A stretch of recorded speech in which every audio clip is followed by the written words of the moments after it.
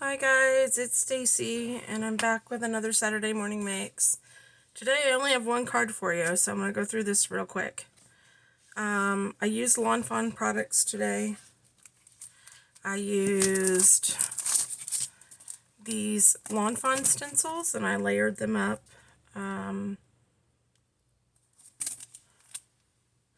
Snowflake background stencils. There's two of them in here, and I think they're meant to be layered.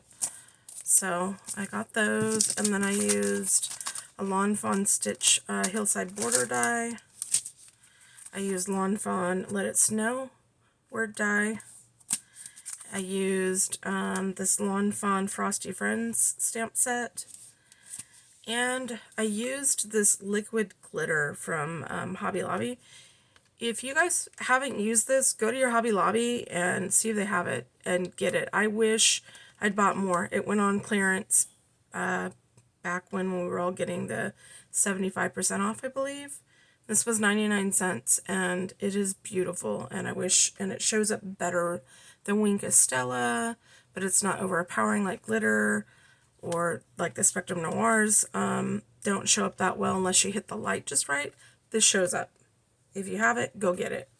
It's called Liquid Glitter, and it's a Hobby Lobby brand. And here's my card.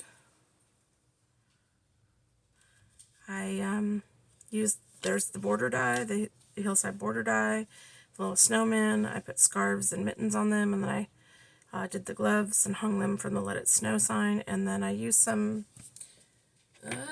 Ranger embossing powder, snowflake tinsel. This stuff is kind of weird. It almost puffs up, but I wish it didn't have so much silver in it, but it is called tinsel. And I ink blended with Distress inks in the background on a light purple cardstock, and then I used white pigment ink for the snowflakes, and then I splattered that this iridescence glitter. I don't know the best way to get for you to see it.